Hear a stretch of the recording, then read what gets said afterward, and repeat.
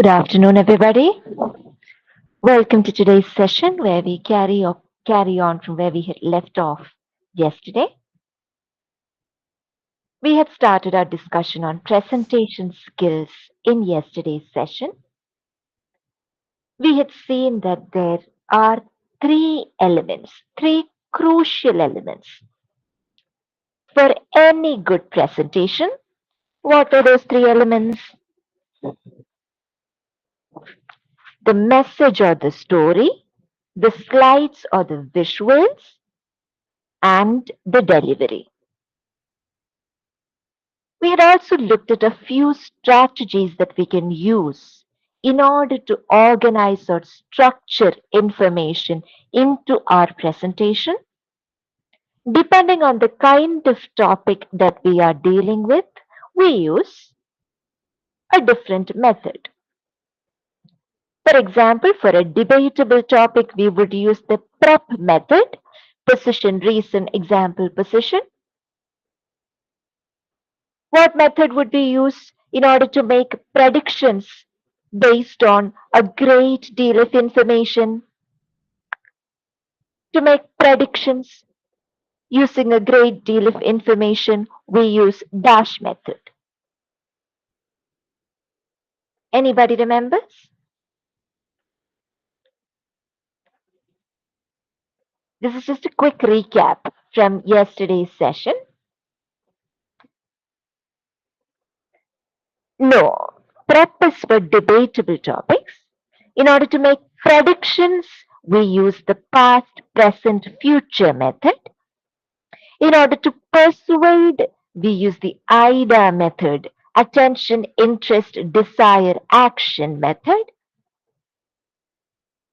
For a business or policy presentation where we need to solve something, we use the problem, cause, solution method. Okay, this is where we had stopped yesterday. We had completed the section on message or story, and we had slowly moved on to slides or visuals.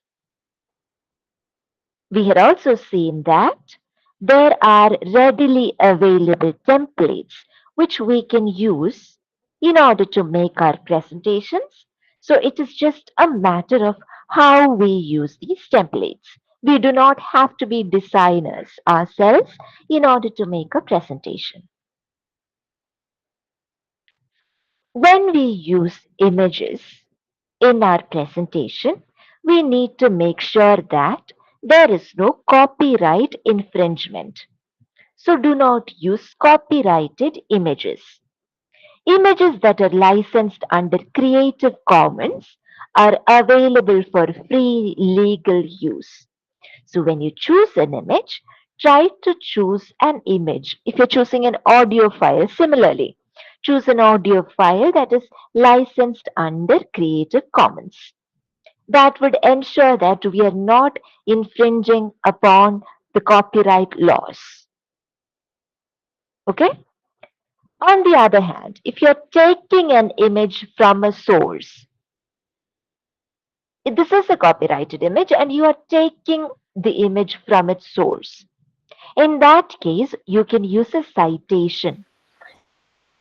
There are different citation and referencing practices which are used internationally, and typically each discipline has its own accepted style of citation. I come from a literature background. So the most commonly accepted style of citation in my discipline is called MLA style, Modern Language Association. There are other styles of citation called APA, American Psychological Association, Harvard style of citation, etc. So find out which style of citation is commonly used in your area and then use that style of citation in order to cite any image or any piece of information that you are taking from its source and using in your presentation. If you cite something, there is no infringement of copyright laws. However, if you do not cite something, it is plagiarism and it can be copyright infringement. Okay? So make sure to be careful of these things when you are making a presentation. You can use graphics and smart art in your presentation, but make sure that it does not look unprofessional. So you need to make sure that it is in sync with the rest of your presentation. Nothing stands out too loudly, so much so that it disrupts the harmoniousness of your presentation. One key point that we need to keep in mind when we are making our presentation is to use the same font combination across all slides. For example, if we use a particular font for the titles and the subtitles and a different font for our content, for the bulleted points, we use a different font. Then make sure that it is used that way across all 10 slides that you have in the slide deck. Okay?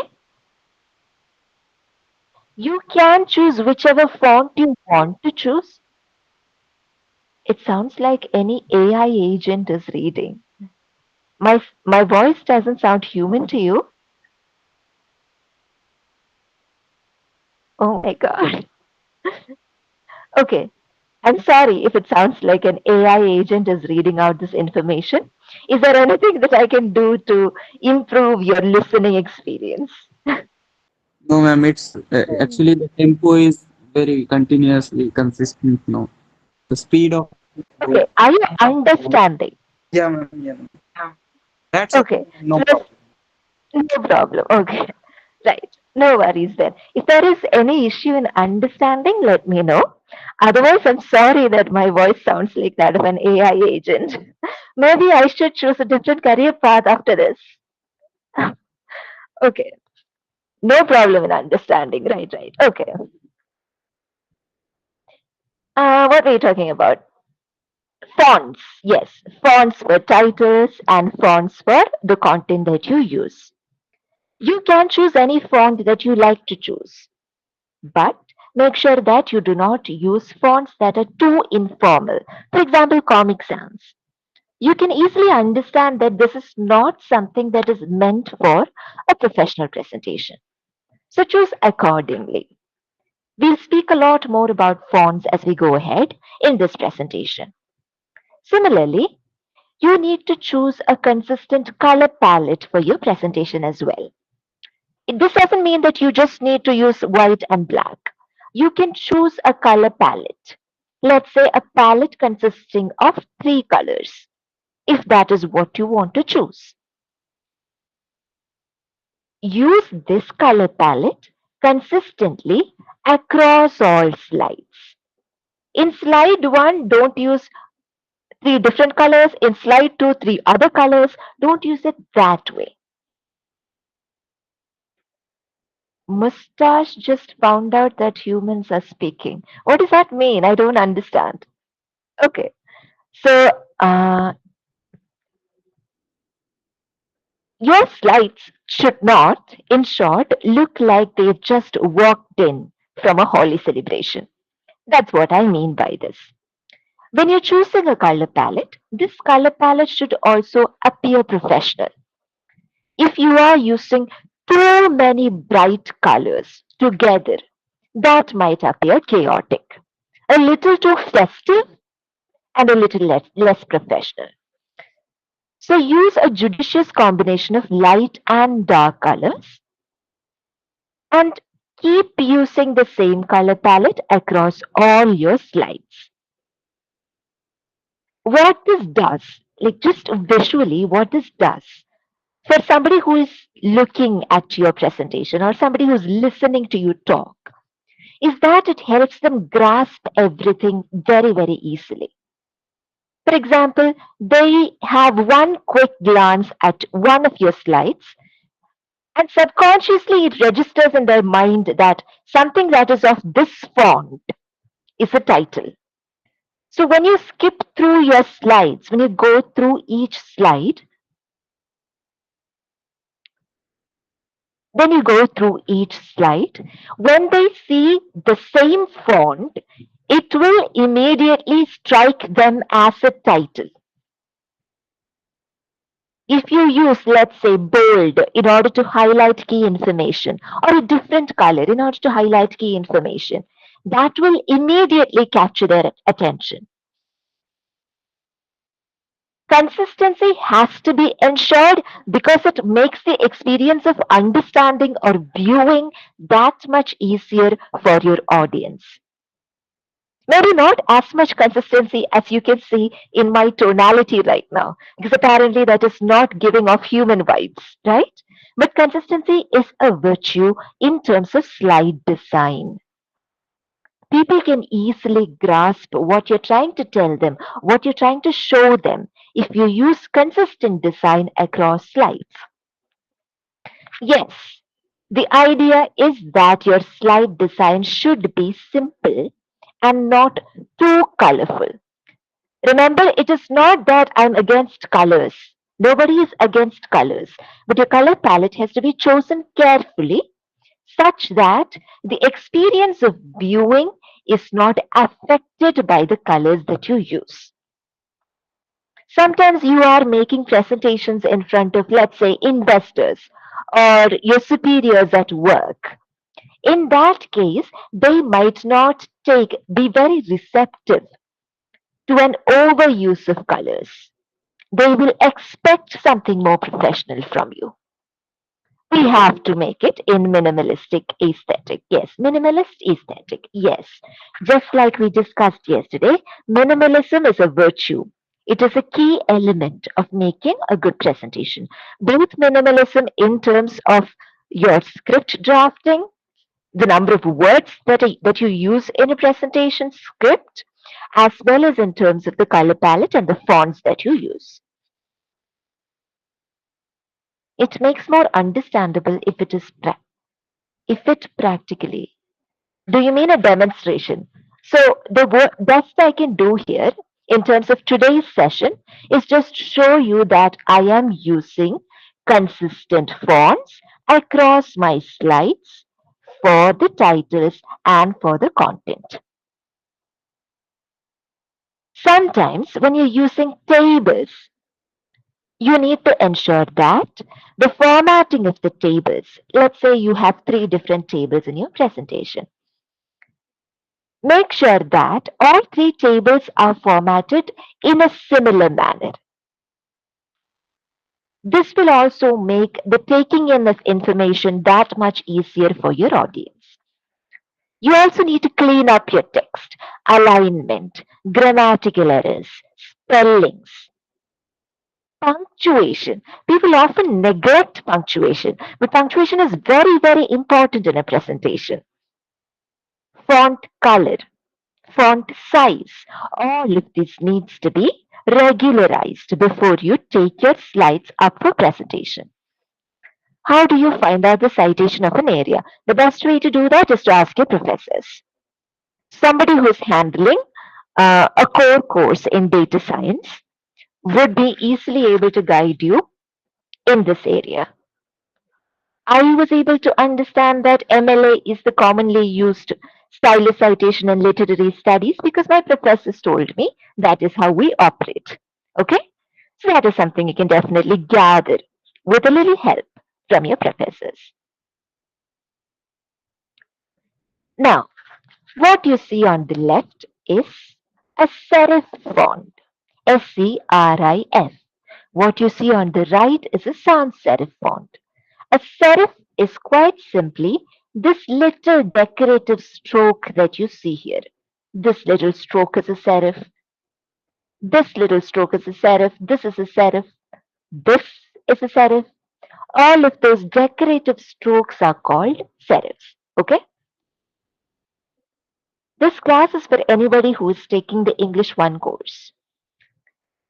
If you look at the font on the right, you see that that decorative stroke is absent on the font on the right.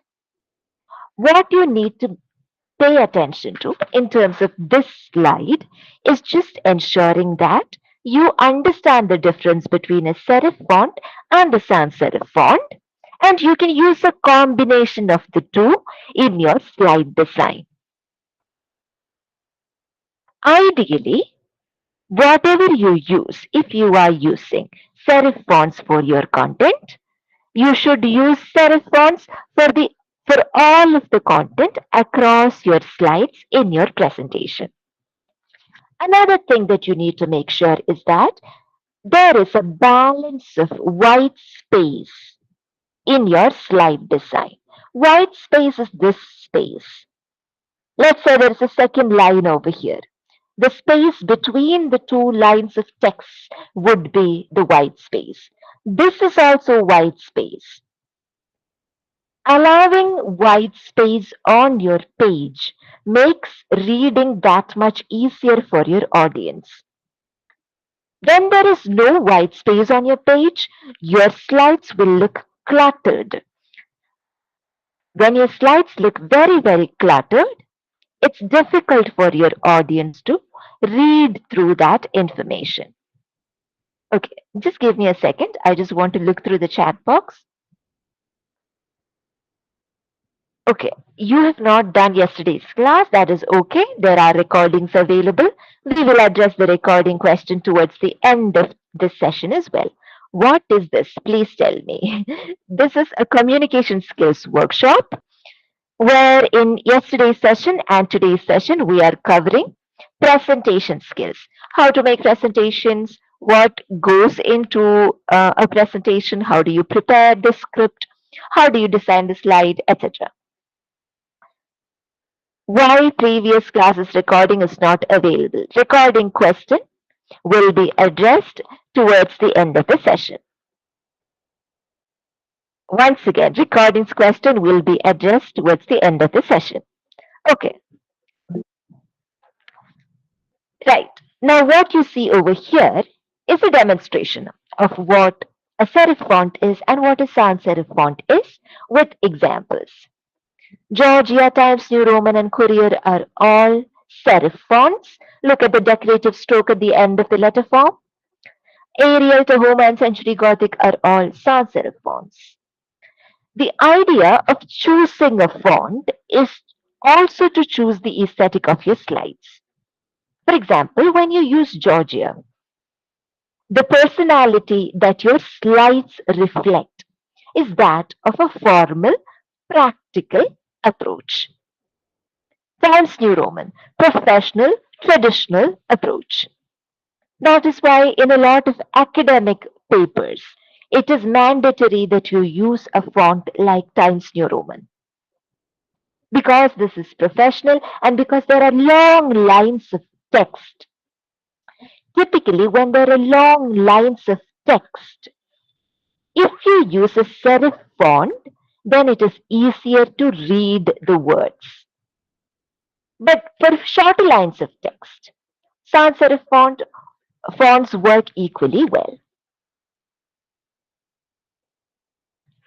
Okay, links, recordings, we will address those questions towards the end of the session. Serif fonts, like I said, are intended for long sequences of words that exceed one line, long lines of text. They have little feet that guide the letters into each other, so the letters appear connected. This little feet is what we call the serif.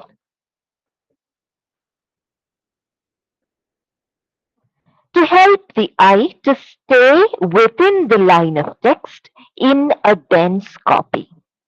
Serifs possess varying line weights that help the eye identify the letter quickly.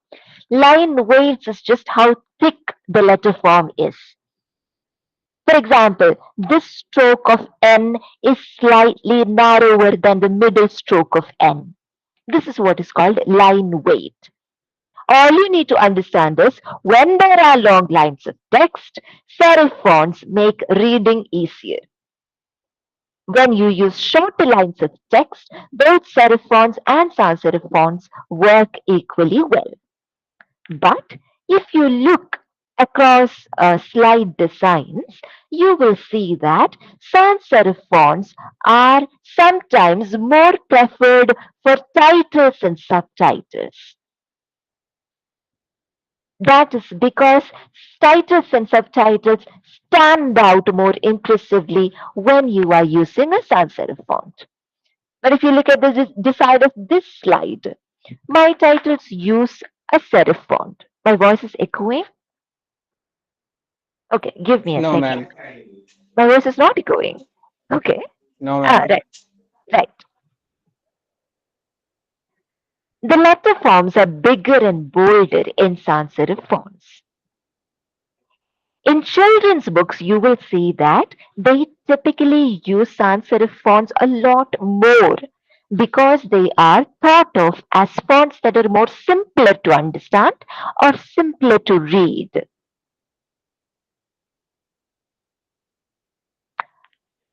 In all professional presentations, if you are choosing a sans serif font, it would be ideal to use it in order to denote your titles, your subtitles, or any information that you would like to put on the slide as a short burst of text. Okay? Not long lines of text, rather short lines of text. Is that clear to everybody?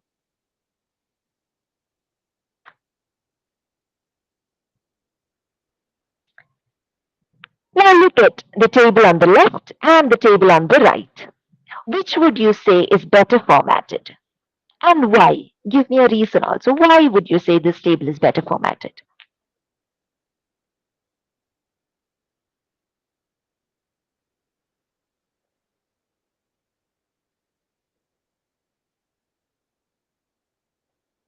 The table Right on one the is Easily right is, understandable. yes, the table on the right is better formatted. Why do you say so? Why do you say that it is better formatted? And because it spacing is is equal. properly Spacing is equal. Spacing is equal. Anything else? More understandable. Styling. and that and it is Easy to properly Hmm? interpret. tabulated, The ma'am. alignment Okay, is one at equal. a time. One at a time. Okay, any one person. Because of the color palette, Easy to see, ma'am. easy to see. Yes, titles are highlighted. Easy to see, and the color palette are the very professional. It's looking a very Right professional and choose minimalistic, right? Minimalistic, choice of easy color. to understand. Sorry, Tanvi, can you repeat that? Ma'am, right choice of color. Right choice of color, yes, because the highlighting is there and yet the content is clearly, the text is clearly visible. Because it is properly formatted. Okay, that is very nice. It is more pleasing to And the difference eye. between fonts. There is a difference between fonts, is there? It just The looks like alignment, the titles are put in bold. Their size are big. It's also comfortable for the eyes to see. It's comfortable for the eyes to see. The size is bigger. Okay, Ma'am, thank you, It is everybody. readable. It ma'am, is readable. Header is differentiated, easy to understand. Yes. Now you get the idea. When you are using a table, your primary concern should be that the content on the table is easily accessible to your reader. It has headers, yes. So you are categorizing the information on the table and setting it apart using strategies like boldface, like highlighting, all of which allow your reader to interpret this, to access this data that much more easily. Let's say there are three different tables in your presentation. Initially, let's assume that all tables look like this. Let's say you formatted one table to look like this. In that case, you should also format the other two tables to look like this, because that is what consistency means. A person who has taken one look at this table and who proceeds to take one look at the next table will be immediately able to see, even subconsciously, see and grasp the similarities. The way in which you are using visual hierarchy in these tables to your advantage. Okay?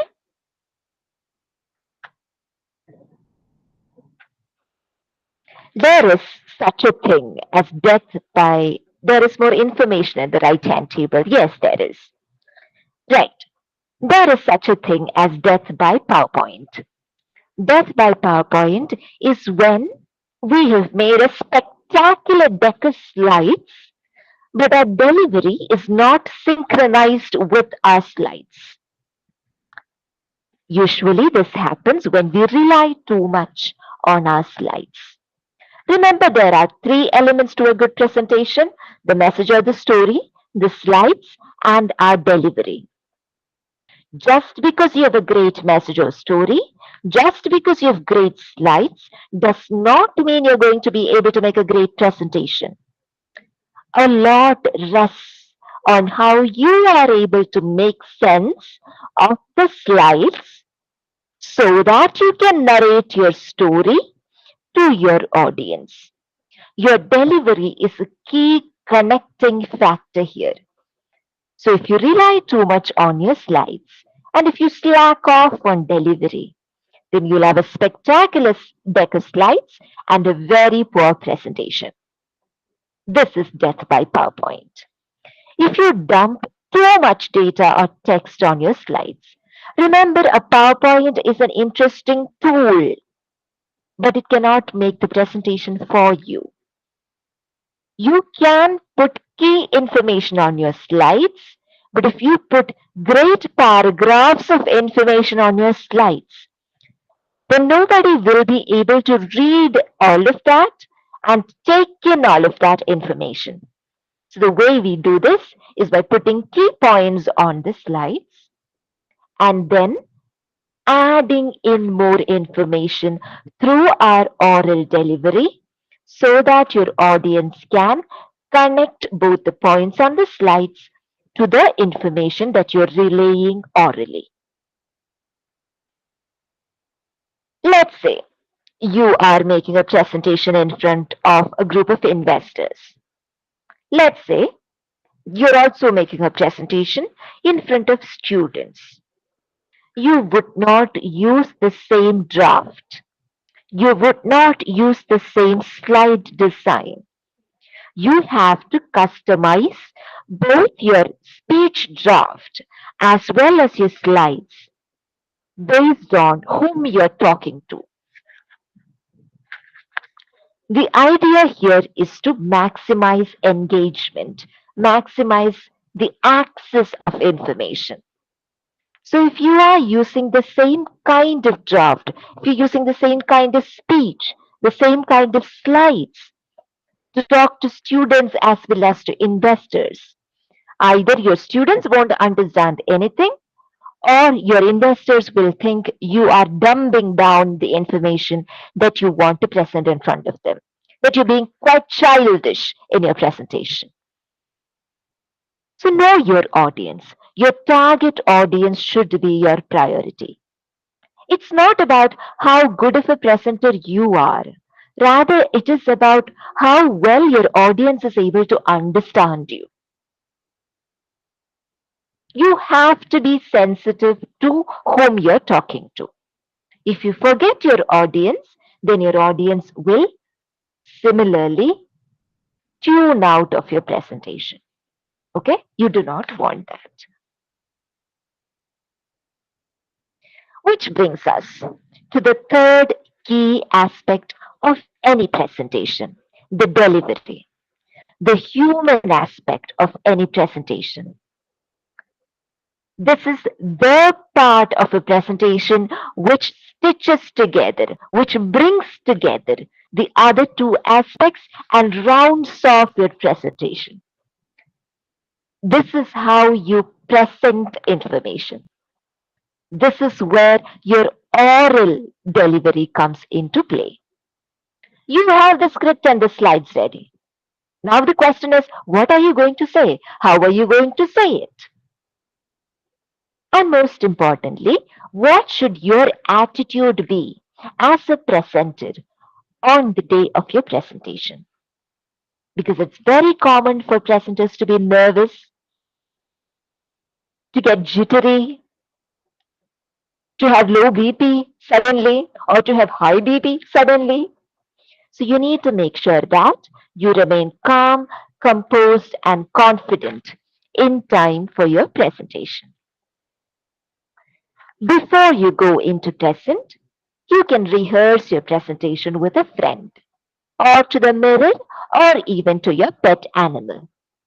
The key here is to rehearse. You need to just go through the script, imagine an audience in front of you, walk through the lines that you've written down so that you understand how the lines sound different when you say it. Sentences are very curious things, right? When you write down a sentence, it appears quite different. Okay, guys, let's calm down with the thumbs up. If others are having trouble understanding or seeing the slides, let's just not put as many thumbs up, okay? But when you speak out that sentence loud, when you are saying it out loud, the sentence will sound like an entirely different thing. For example, when you write down, you can have very formal phrasing in your sentence. It can be complicated. It doesn't matter because it's a written down sentence.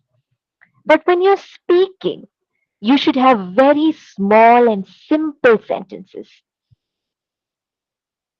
If you speak in very long sentences, both you will lose connection with the content the idea that you're trying to relay, and your audience would lose connection with the idea that you're trying to relay. Okay? When you speak, you want small sentences. When you're writing, you can have both long and short sentences. By rehearsing, you are just making sure that the slides and your speech, your script, are going in sync. If there is any point at which your speech doesn't correspond to the information on the slide, you can correct either your speech or the bulleted point on the slide.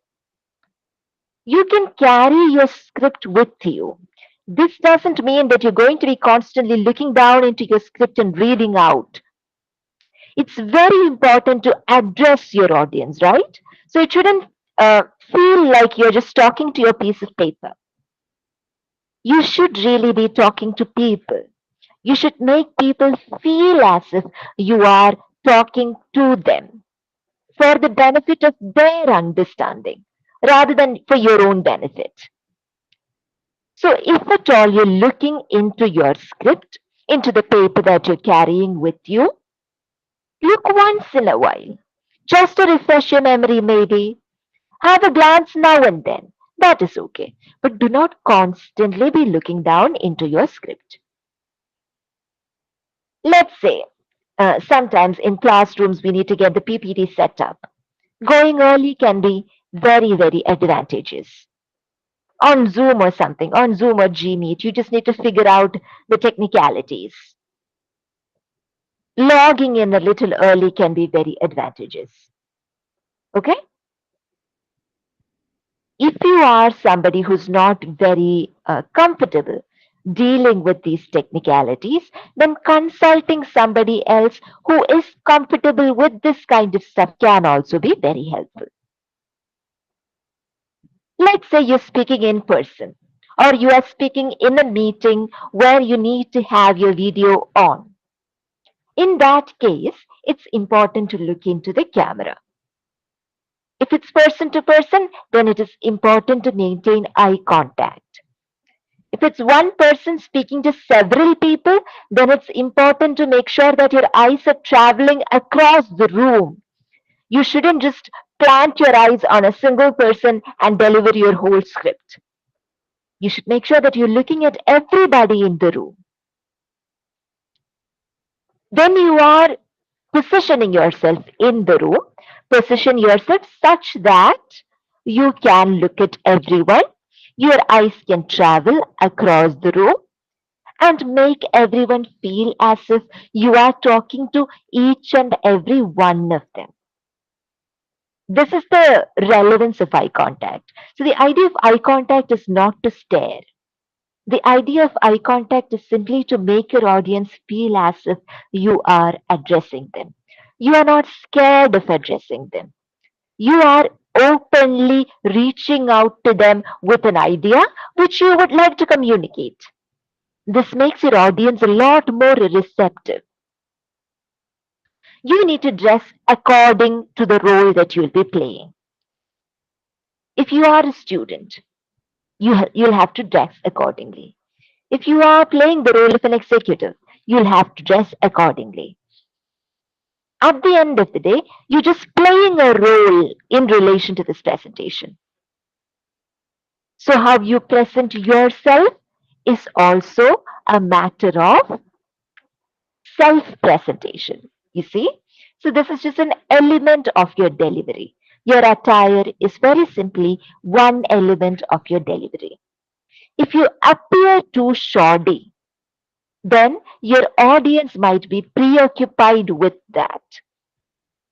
Look at this funny looking person, they'll think, rather than let's listen to what this person has to say. Attire simply needs to be coordinated with the style of content or with the kind of information that you are trying to present.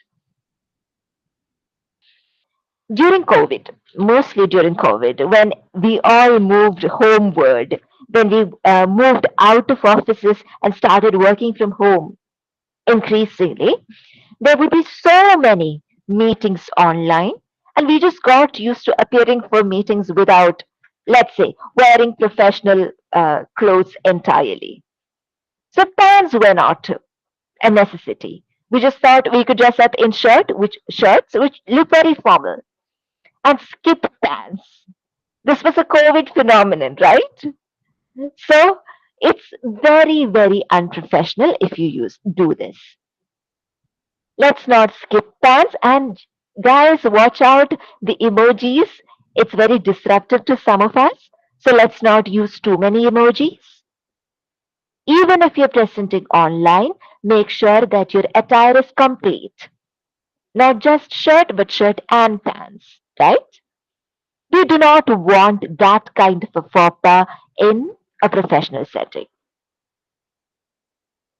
Finally, but most importantly, I would say, you need to maintain your composure. Nervousness can get the better of us during these presentations, right? So it's very important to breathe, be calm. This is not something that just comes naturally to all of us. Sometimes we need to force ourselves to maintain our composure. Take deep breaths and regulate our heartbeat such that we can speak slowly and clearly. There is one thing that I would suggest to all of you. What happens when we get nervous is that we speak very, very fast. We feel like somehow we need to get to the end of the sentence. So let me just speak really fast, get to the end of the sentence, start off with the next sentence, get to the end of that sentence. But when you speak very fast, your audience can't follow you. It becomes difficult to understand. Remember, in a presentation, one point is connected to the next point. So you need to ensure that your audience understands the first point so that they can understand the next point, right? Control your pace of speech. Deliberately speak slowly. Deliberately pause after each phrase. This will allow your audience some time to grasp the meaning of what you are saying. Even if it makes you sound a little AI like, make sure to pause between each phrase. This is something that you do keeping your audience in mind. I am also somebody who, in regular life, speaks really fast, especially when I speak my mother tongue. I speak quite fast. No, it's fine. No, it's fine. But it's very, very necessary to control your pace of speech when you are presenting. Because otherwise, your audience will not be able to understand you. Okay? So this is deliberate. Another added advantage of controlling the pace of your speech, pausing between each phrase, is just that it gives you a greater degree of control over the sentence that you are saying. At the end of the day, you will make fewer grammatical errors if you speak a little slowly. It's something as simple as that. When you speak fast, you tend to make a great number of grammatical errors. When you speak a little slowly, you can control your grammatical accuracy as well. Finally, like we discussed yesterday, wrap up within time. Do not extend your speech. Guys, if you do not have a question, do not send random text in the chat box. If there is a concern or a question, that's all right. Here are a couple of tips for your introduction as well as your conclusion. These are some strategies about how we can open a presentation. You can ask a rhetorical question. A rhetorical question is not a question that you do not expect your audience to answer. You're just asking that question.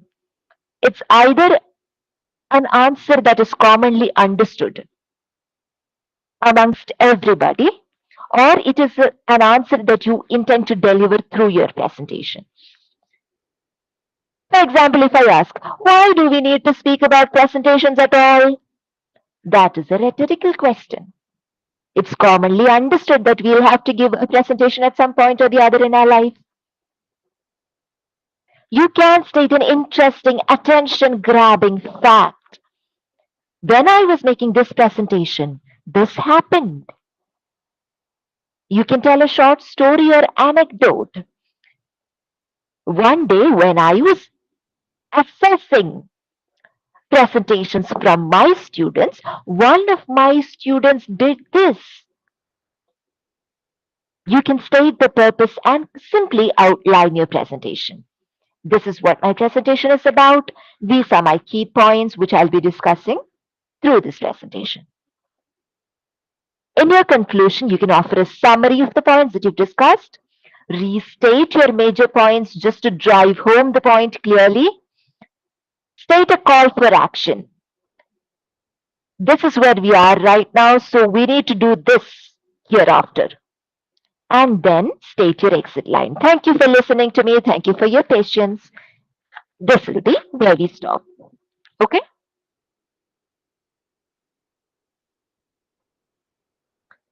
Right. Kedar, you have a question? Ask.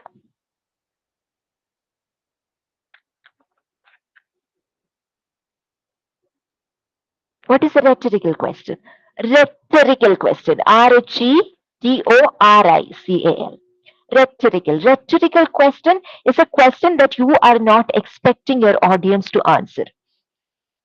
For example, if I were to ask you, is it important to speak a little slowly when you are presenting? What does it matter if I speak a little too fast?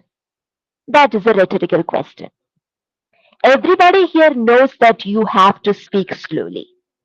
Otherwise, your audience will not understand you. Besides, when I'm asking this question, I am not expecting you to give me an answer. The idea is that I will ask the question and then I will proceed to answer the question. Okay? Both of these questions are rhetorical questions. After your presentation, you can invite questions from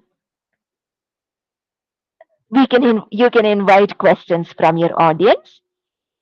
If somebody asks you a question that you cannot answer, you don't know the answer to it, just say so. Okay? It's all right to not know everything. Nobody expects you to be. Are you comfortable? No. It's all right to not know the answer to everything. Okay? If you do not know the answer to something, you can admit that you do not know the answer to it. And you can also say, I should look into it and get back to you, if that is an option. Let's say there's a very complicated question.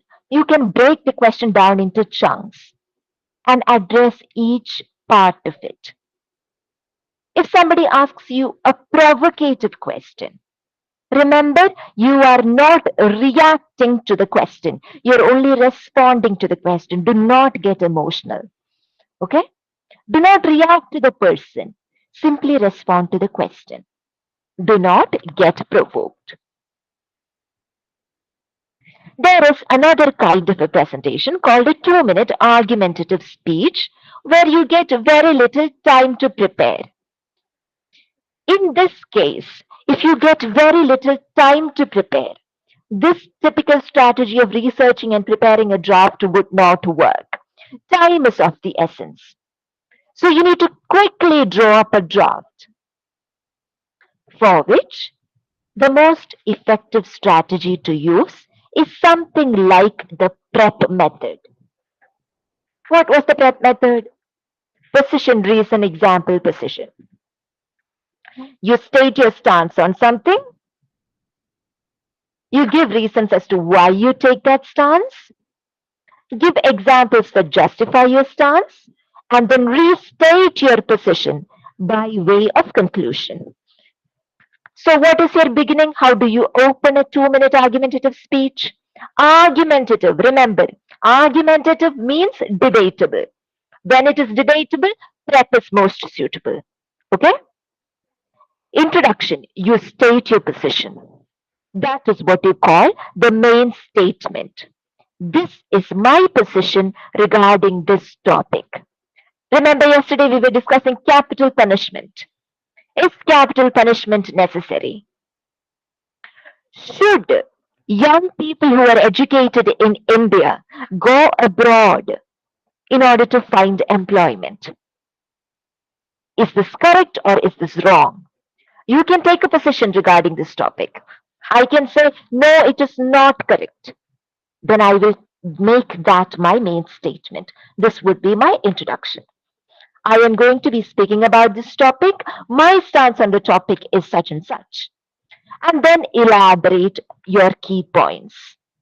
What are the reasons as to why you take this specific stance concerning this topic? You can also anticipate potential counter arguments. You can think of possible counter arguments that somebody might raise and address those counter arguments as well. I know that some might claim that going abroad is the only way to build a fruitful career, but I would beg to differ. You can refute those counter arguments. You can say, no, I do not agree with that counter argument, and then offer valid reasons as to why you say, I do not agree with that counter argument. You can say, if you choose a career in India, you would not just be building your career, but you would also be building your nation along with it. If you choose to stay in India, your growth would correspond to the growth of your nation. And that is a very important fact. This allows me to restate my point that it is not right for young people who are educated in India to quickly go abroad seeking employment, forsaking their country. This is how you conclude. These are some examples of topics that can be used for 2-minute debates. Humans should extend their technological potential and colonize other planets. These are all debatable topics. Some are very imaginative topics also. Editing human genes to enhance intelligence and appearance should be encouraged. Security cameras invade our privacy and should be banned. Living in very cold climates is preferable to living in very hot climate conditions. Technology is making people more stupid every day. All of these are questions or topics for which there is no one right answer. You can take a perspective, choose your perspective, and answer accordingly. Okay. Here is a quick recap quiz. What are the three major elements of a typical business presentation? What were the three elements of a good presentation?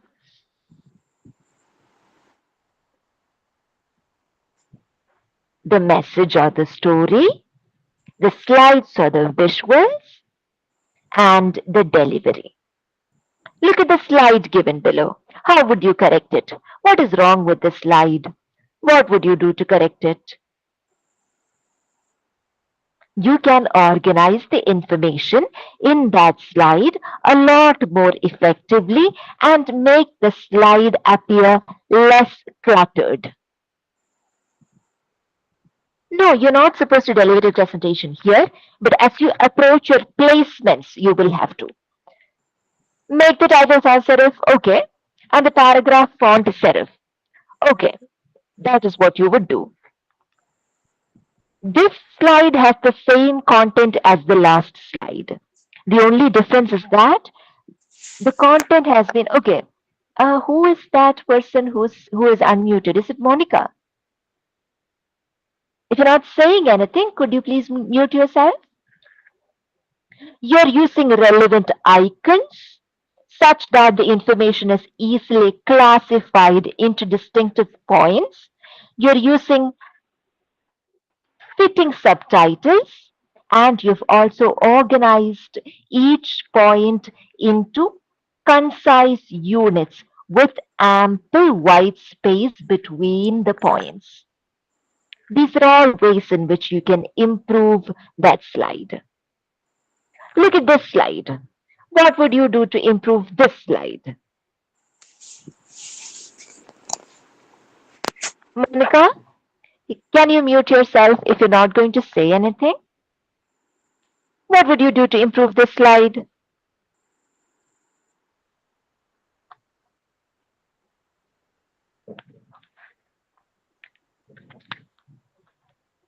Make less colors and fonts, okay? Use icons. Yes, the use of icons can be very, very helpful. Icons work as important visual reminders of what a point has to do with. It's like a subtitle, but like a visual subtitle. Okay? You are just organizing the information in that slide into discrete bulleted points, each corresponding to a relevant icon, each with a relevant subtitle, and each with ample white space in between the bulleted points. This is another way in which you've organized the same information, where you have simply structured the viewpoints according to who is speaking, whose perspective are we speaking from. Benefits of remote work for employees would differ from benefits of remote work for employers. Would you say that this color palette is very professional? I would like to hear your opinion on this. Is it very professional? No, ma'am. No. It's not very professional. So you can choose a more professional color palette, right? So you understand how we can choose colors judiciously for slide design. Remember, use dark colors and light colors in a harmonious combination. Yes, making the text stand out less. Your text should be very easily readable. Okay. This is also another way in which they have organized the same information. Much less text here, a lot more visual. Whether or not you want to use a slide like this, yes, Pragati thinks this is much better because this is the kind of slide design that Pragati favors. So what is the assumption if you're using this kind of a slide design? There isn't a lot of text here. So how would you connect the dots for your listeners? You would be relaying that information orally. You would be speaking a lot more. All the things that we have omitted in terms of text content, we will be delivering as speech content. Because otherwise, yes, this is clear information, more highlighted, and it allows you a chance to speak more. It allows you a chance to clearly connect the dots for your listeners using your oral presentation. We had already discussed this yesterday. Let's look at this slide now. You've been asked to give a presentation on the evolution of the telecommunication sector in India. Which of the following modes of presentation would you opt for? A lot of information. Past, present, future method. Yes, everybody answered correctly. Yes, past, present, future method, because there is a lot of information which you will be presenting in chronological order, and you'll be making predictions on the basis of it. So here are your main takeaways from this presentation. Preparation is key. If you do not prepare well, you will not be able to present well. You can create great slides by using ready-made templates and by altering those templates judiciously. Be minimalistic in both time and design, because if your design as well as your presentation is not crisp and clear, your audience will zone out. This is the end of my presentation today. Any questions? And without further ado, let me address that elephant in the room, right? Which is the recorded sessions. All sessions are recorded. They will be uploaded to YouTube after the communication skills workshop has concluded. After they are uploaded to YouTube, the playlist link in your course calendar will be updated. Session PDFs are available under the supplementary contents or supplementary materials tab in your course calendar. I hope that addresses your query. Remember, you might not immediately get the recording. Please do not panic. You will eventually get the recording. Because only after the workshop is over will we have all the recordings. We are making recordings of the workshop, no? Yeah, that's why after the workshop is over. It could be very helpful if we can see you, ma'am, in the corner of the slide, as in recorded videos. Oh my God. Okay, I'm not sure I can make that happen. Is there anything specific that you do not understand in terms of content, Sagar?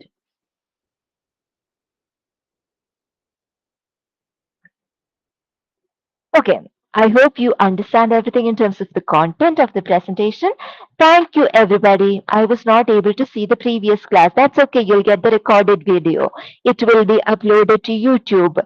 The updated playlist link will be shared in your course calendar. Okay. Thank you, everybody, for joining me for today's session. Thank you, ma'am. It was a wonderful session. Thank you, Tanvi. I hope this will be of use to you if and when you're making presentation. All the Yes, best for ma'am. your future. Absolutely. Have a wonderful evening ahead. Same to Thank you, you. ma'am. Same to you, ma'am. Thank you, Thank ma'am. you. Thank you, ma'am. Thank you, everybody.